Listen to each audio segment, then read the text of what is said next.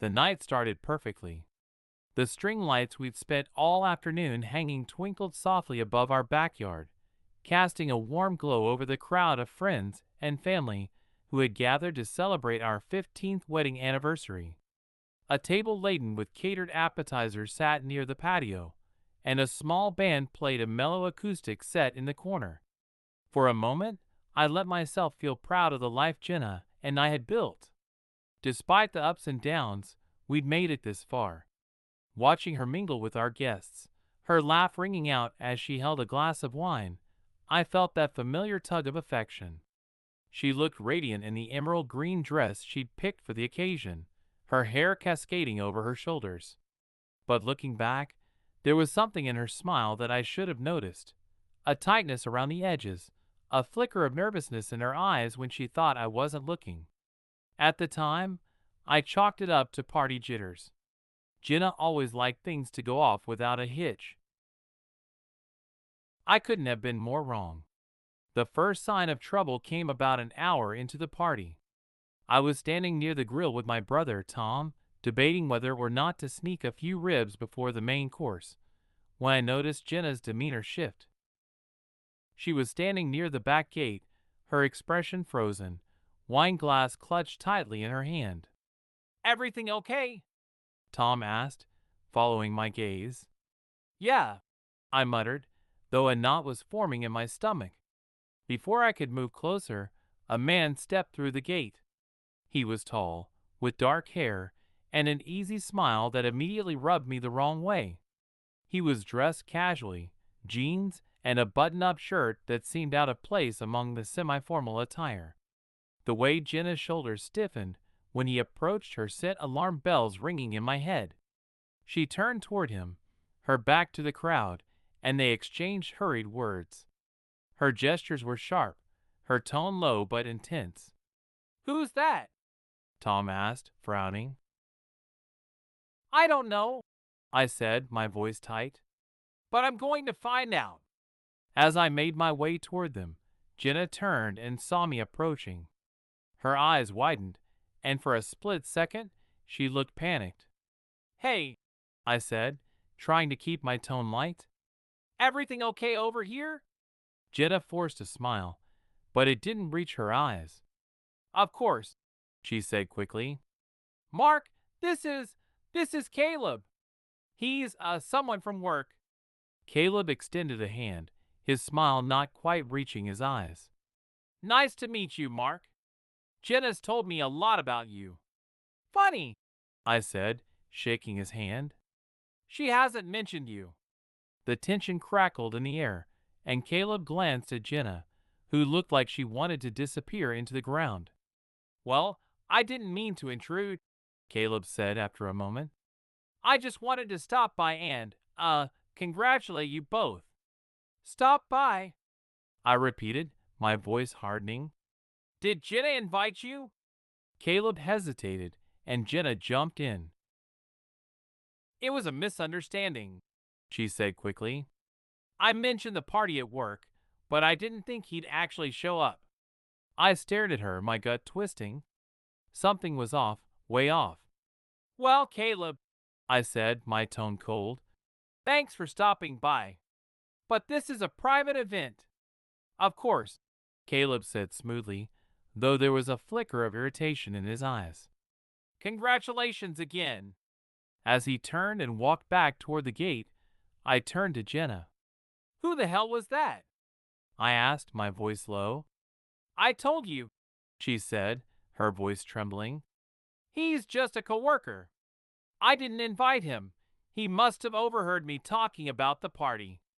But the way she avoided my gaze told me she wasn't telling the whole truth. The rest of the party passed in a haze. I went through the motions, chatting with guests and posing for photos with Jenna, but my mind was racing. Who was Caleb? Why had he come here? And why did Jenna seem so rattled? When the last of the guests finally left, I turned to Jenna, who was busy tidying up the kitchen. "Okay," I said, crossing my arms. "You're going to tell me the truth now. Who is Caleb really?" Jenna froze, the dish she was holding slipping from her fingers and clattering into the sink. "I told you," she said, her voice shaky. "He's just a coworker." "Don't lie to me," I snapped. "You've been acting weird ever since he showed up. And the way he looked at you? That's not how coworkers look at each other."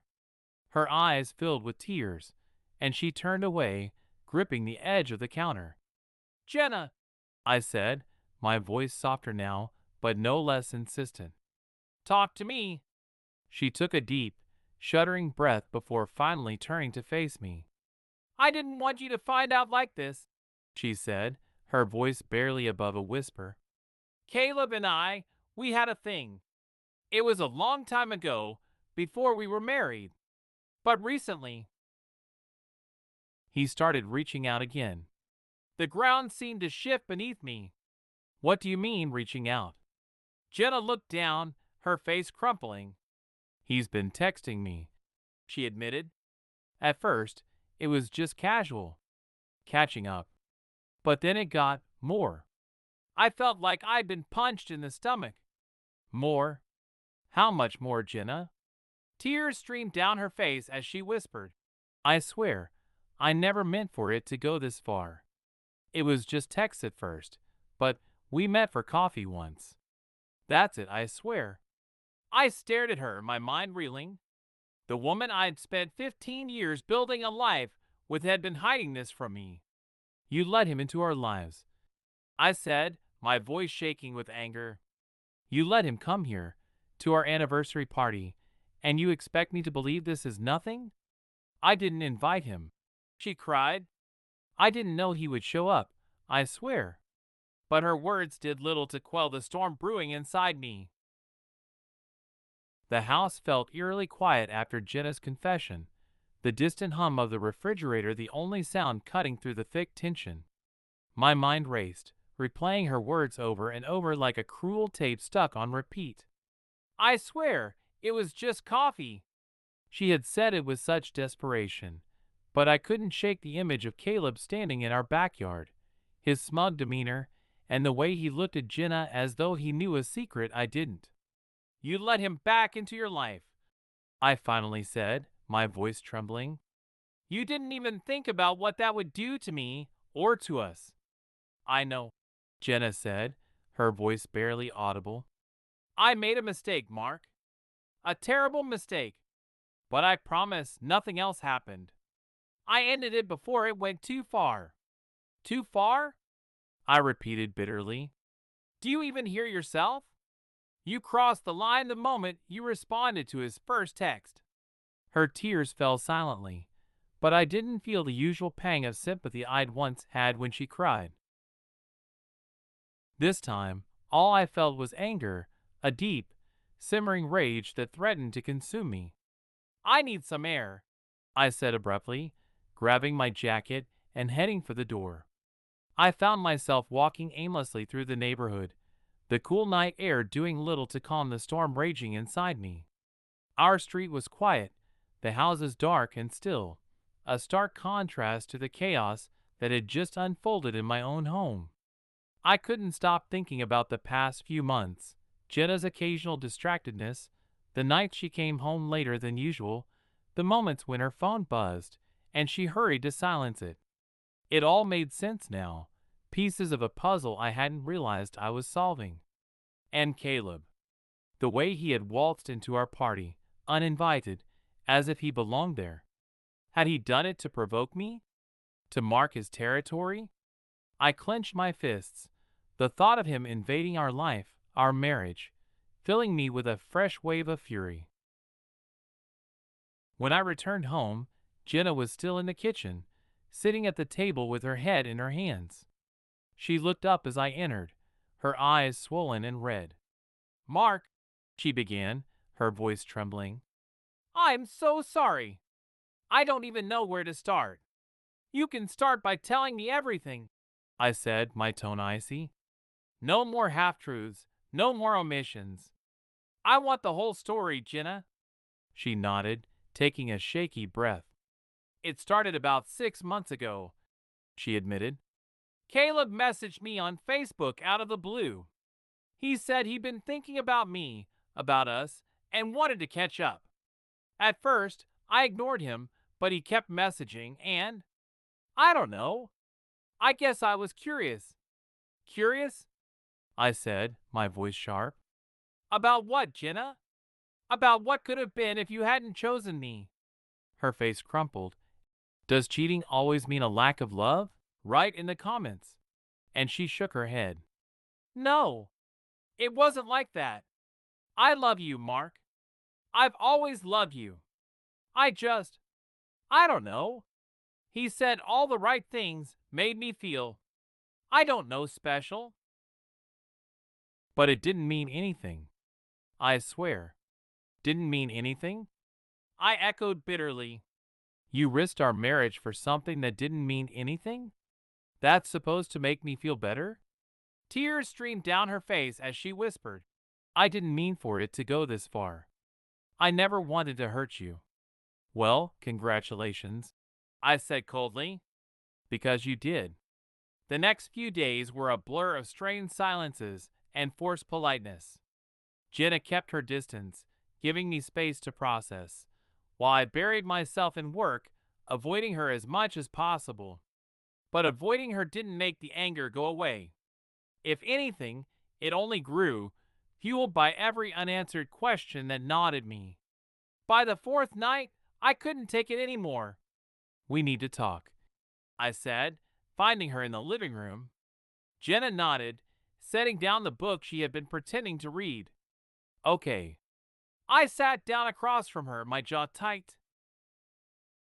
Why did he come to the party? You said you didn't invite him, but why would he show up if he didn't think he'd be welcome? Jenna hesitated, her hands twisting nervously in her lap. I don't know, she said finally. Maybe he wanted to see you. Or to see us. Bullshit, I snapped. He wasn't here for me, Jenna. He was here for you. Her eyes filled with tears, but she didn't argue. Did you tell him about the party? I pressed. I might have mentioned it in passing, she admitted. But I didn't invite him, Mark. I swear. Do you know how pathetic that makes me feel? I said, my voice rising. That every single person at that party saw him, saw the way he looked at you, and probably wondered what the hell he was doing there?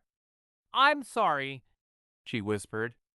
Sorry isn't enough, I said, standing abruptly. I don't even know if I can trust you anymore.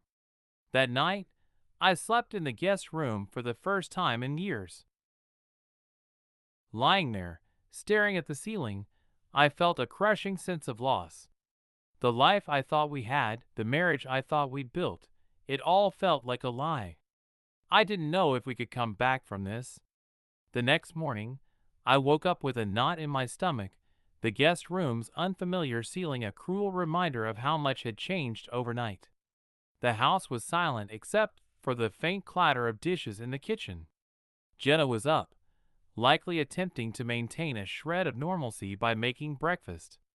I had no appetite. Instead, I sat on the edge of the bed, staring at the floor and running through every possible scenario. I had no idea how to move forward, no clue how to untangle myself from the web of betrayal Jenna had spun around our marriage. But there was one thing I knew. Caleb wasn't done. His uninvited appearance at our anniversary party had felt deliberate, almost smug. It was the kind of move that didn't just happen by accident. It was calculated. I made my way into the kitchen, where Jenna was standing at the stove, flipping pancakes. She looked up as I entered, her expression wary.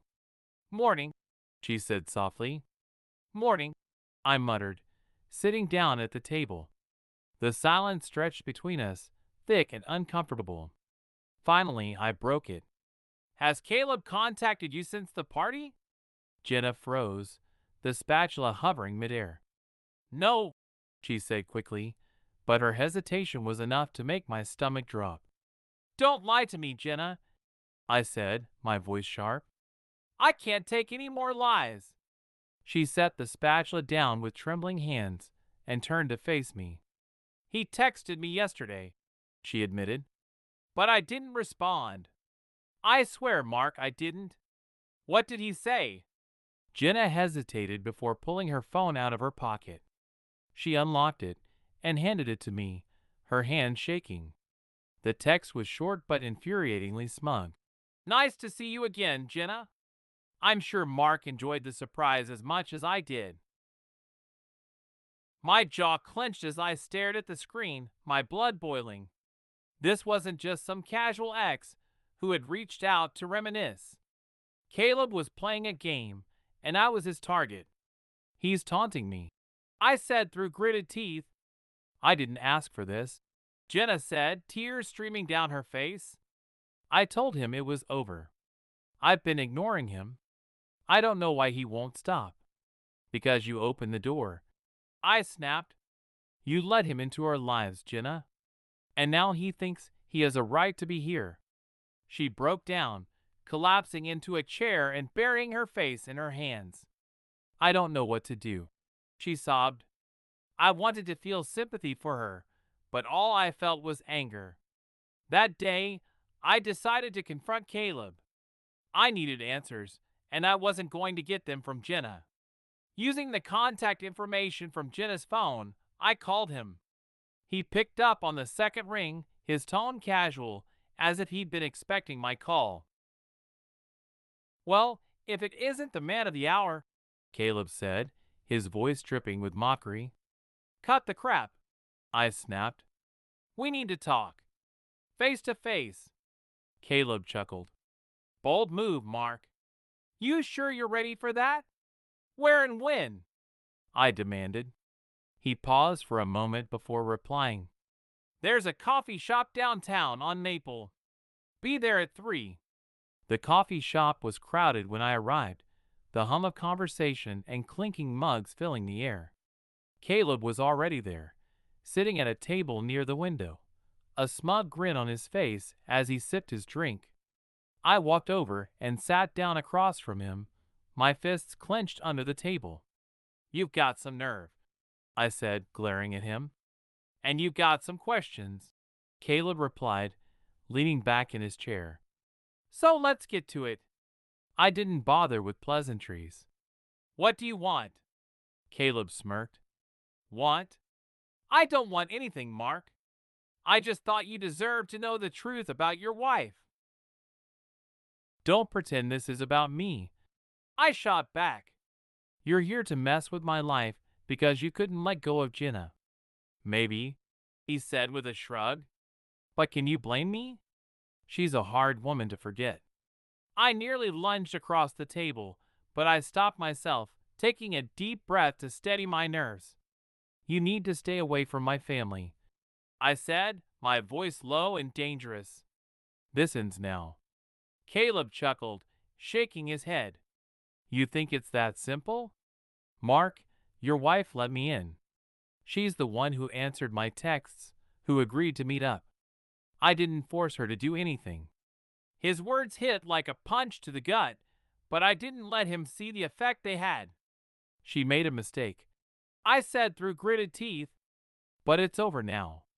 And if you come near her, or me, again, you'll regret it. Caleb raised his hands in mock surrender. Fine, fine. You've made your point. But don't forget, Mark, I'm not the one who betrayed you. That was all Jenna. I stood abruptly, the chair scraping against the floor. Stay away, I said again before walking out, my fists clenched at my sides. When I got home, Jenna was waiting anxiously in the living room. Well? She asked, her voice trembling. I told him to stay away, I said curtly. But this doesn't fix what you've done, Jenna. It doesn't erase the lies. I know, she whispered, tears streaming down her face. But I'll do whatever it takes to make this right, Mark. I swear. I don't know if you can, I said, my voice heavy with exhaustion. I walked past her without another word, heading upstairs to the guest room. As I closed the door behind me, I realized I wasn't just shutting her out of the room, I was shutting her out of my heart. The silence in our house had become deafening. Days passed without Jenna and me exchanging more than a few clipped words, and when we did speak, it was about logistics, bills, groceries, or something about Lily.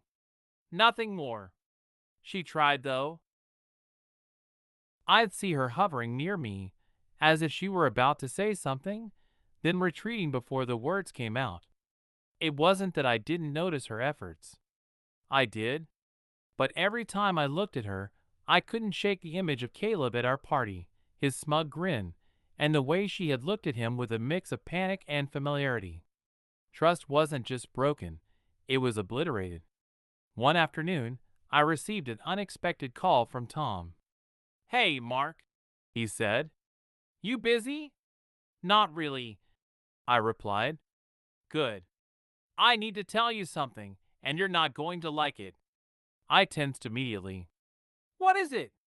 "Look, I didn't want to bring this up, but I saw Jenna yesterday," he said. "She was at the park with Caleb." The blood drained from my face. "Are you sure it was him?" "Positive," Tom said grimly. "They were sitting on a bench talking." She looked upset, but "I thought you should know." "Thanks," I muttered before hanging up. Rage bubbled up inside me, a white-hot fury that made it hard to think. After everything, she was still meeting him. That evening, I confronted her as soon as she walked through the door. "Where were you today?" I demanded, my voice shaking with anger. Jenna froze, her coat halfway off. "I was running errands," she said cautiously. "Really?" I said, stepping closer. "Because Tom saw you at the park with Caleb." Her face went pale, and she clutched her coat tightly. "Mark, I can explain." "No," I snapped. "No more explanations. No more lies. Tell me the truth, Jenna. Why the hell were you meeting him?" She looked like she wanted to vanish into the floor, but she stood her ground. "He asked to meet," she said quietly. "He said he had something important to tell me." "And you believed him?" I said, my voice rising. "After everything he's done, you still thought it was a good idea to meet him?" "I didn't want to," she said desperately. "But I thought—" "Would you trust your partner again after catching them cheating? Why or why not? Write in the comments." "I thought if I could get him to leave us alone." "Stop," I interrupted, my anger boiling over. "Stop trying to make yourself the hero in this mess. You made this mess, Jenna, and now you're dragging it out." Her tears started to fall, but I didn't care. "I couldn't." "What did he want?" I demanded. She hesitated before answering. He said he still had feelings for me." I felt like the air had been sucked out of the room. "And what did you say?" "I told him it's over," she said quickly. "I told him I love you, and that he needs to stay away. I swear, Mark. That's all it was." But her words felt hollow, like a bandage over a wound that refused to heal. That night, I didn't sleep. I lay in the guest room, staring at the ceiling and replaying the conversation in my mind. Caleb's presence in our lives felt like a shadow I couldn't shake, and Jenna's decision to meet him, even if her intentions were pure, felt like another betrayal. Around 2 a.m., my phone buzzed on the nightstand. Groggy, I picked it up and saw an unknown number. The text read, "You can't keep her, Mark. She's already mine." My blood ran cold. It didn't take a genius to figure out who it was. Caleb was taunting me again, pushing buttons he knew would break me. But this time, he'd gone too far. I jumped out of bed, throwing on clothes as adrenaline coursed through me. My mind was a blur of anger and desperation. "Mark?" Jenna's voice called softly from the hallway. I opened the door to find her standing there, her face etched with concern. "Where are you going?" she asked, her voice trembling. "I'm handling this," I said, brushing past her. "What do you mean?" she asked, following me down the stairs. "Caleb texted me," I said, showing her the message. Her face went pale. Oh my God! Mark, please don't do anything rash. Rash? I snapped, turning to face her. This guy has been harassing us for weeks, and you want me to sit back and do nothing? I'll call him, she said quickly. I'll tell him to stop. No, I said firmly. This ends now. I drove to Caleb's apartment, my hands gripping the steering wheel so tightly my knuckles turned white. I didn't have a plan, just a singular, burning need to put an end to his interference. When I arrived, I pounded on his door, my anger barely contained. Caleb opened it, his smug grin infuriating as ever. Mark, he said, feigning surprise. What brings you here? I shoved past him, stepping into his apartment. This stops now, I said, my voice low and dangerous. No more texts, no more showing up at my house, no more contact with Jenna. You're done. Caleb laughed, leaning casually against the wall. And what are you going to do if I don't, Mark? Call the cops? Good luck explaining that one. I stepped closer, my fists clenched. Try me. For the first time, his smirk faltered, a flicker of uncertainty crossing his face. I mean it, I said. You stay away from my family, or you'll regret it. He raised his hands in mock surrender. Fine. Have it your way. But as I left his apartment, I couldn't shake the feeling that this wasn't over, not by a long shot. When I got home, Jenna was waiting anxiously in the living room. Well, she asked, her voice trembling. He won't bother us again, I said, though I wasn't entirely sure I believed it. Her shoulders sagged with relief, but I wasn't ready to let her off the hook. This doesn't fix anything between us, I said. You brought him into our lives, Jenna, and I don't know if I can forgive that. I know, she whispered, tears streaming down her face. But I'll keep trying, Mark. I promise. For the first time, her promises didn't feel like enough. I barely slept that night. Every time I closed my eyes, I saw Caleb's smug face, heard the taunting edge in his voice, and replayed the message he'd sent me over and over in my mind.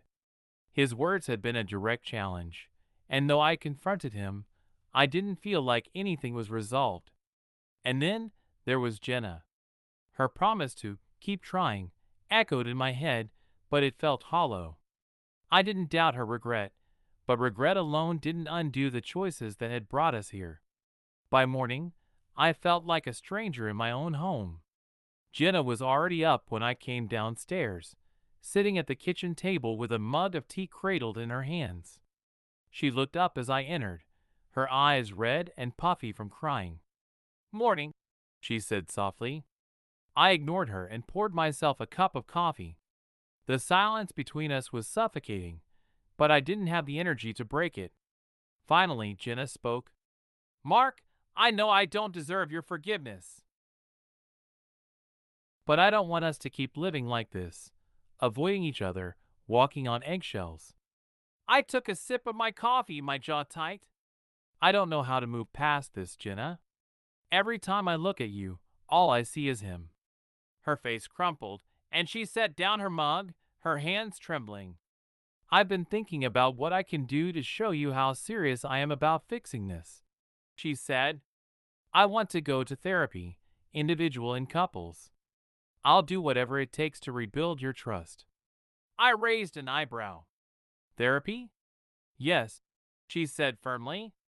I need to figure out why I let this happen, why I opened the door to Caleb in the first place.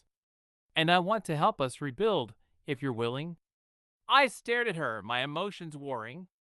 Therapy felt like a band-aid on a bullet wound, but it was the first concrete step she'd offered that wasn't just an apology. Fine, I said after a long pause. Set it up. Her shoulders sagged with relief, and for the first time in weeks, I saw a glimmer of hope in her eyes.